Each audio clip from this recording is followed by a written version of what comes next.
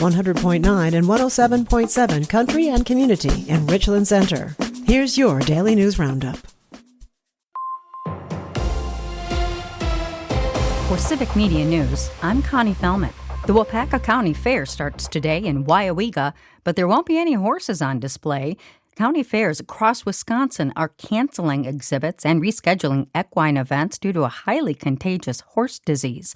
Waupaca County Fair officials sent a letter to 4-H members and their parents that the equine exhibit has been canceled for this year's fair, and the Horse and Pony Project is being rescheduled for a later date.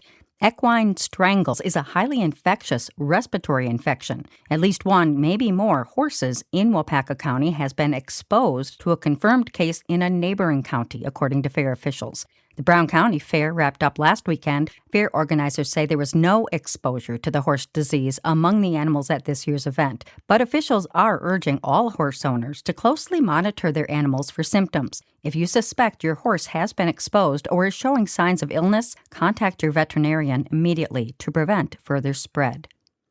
Congressman Tom Tiffany is campaigning across the state as part of his statewide Protecting Wisconsin Farmland tour. Civic Media's James Kelly has more on the candidate stop in western Wisconsin. Congressman Tiffany's comments highlighted his intent to prevent the state's farmland from being purchased by foreign entities if elected as Wisconsin governor in November. He also shared his thoughts on the state's farmland being used for things like solar fields, wind-based power generation, and increasingly common data center developments. It simply doesn't make sense that we would turn our beautiful farmland over to these developments when it's unnecessary. And also, we should make sure that local people have a say in this. I'm James Kelly for Civic Media News. The Republican congressman will face off with Milwaukee County Executive David Crowley in the race for Wisconsin governor in the November midterm election.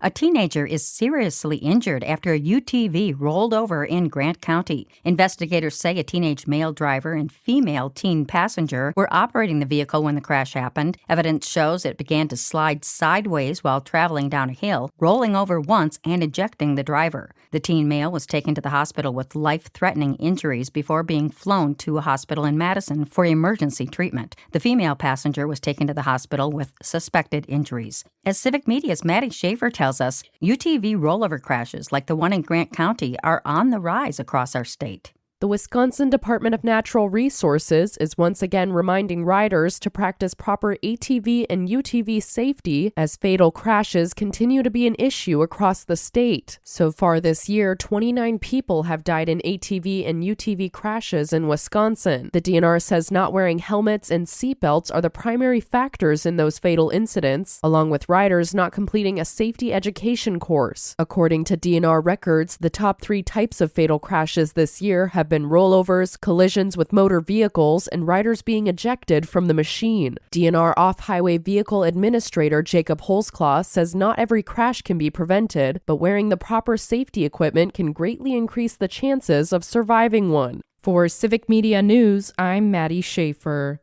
Riders are also being reminded to stay sober, follow speed limits and other posted signs, and take an ATV or UTV safety class, regardless of age.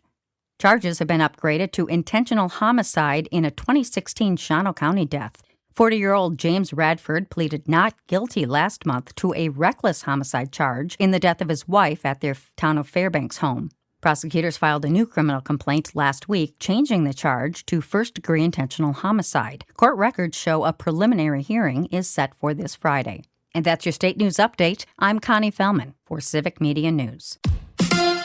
The Brewers in New York. Hi, I'm Mike Clemens with Sports Baseball. It's the Brewers and the Mets tonight at Citibank Field in Queens, New York. Lefty Kyle Harrison on the mound for the Crew against the Mets' Zach Thornton. NFL, a fight broke out during the Packers' practice in pads. Receiver Matthew Golden exchanged punches with defensive end Baron Sorrell after the whistle. Sorrell on how it happened, even though he and Golden played on the same college team. We're just being competitive, man. Going out there playing football, things happen, emotions get high, and got into it a little bit. bit, but, that's my boy, and I'm his boy, so we're still cool, but it's football. Now, tomorrow the Packers hold their joint practice session with the Arizona Cardinals and their new head coach, Mike LaFleur, Matt's younger brother. If there is an issue in practice, you're going to be limited or not at all playing in the game. The second part of that is if there's an issue, I'm going to tell the guys, hey, you come tag me in, they can tag in my brother, and we'll throw down on the 50. That's Matt LaFleur from training camp in Green Bay. With sports, I'm Mike Clemens.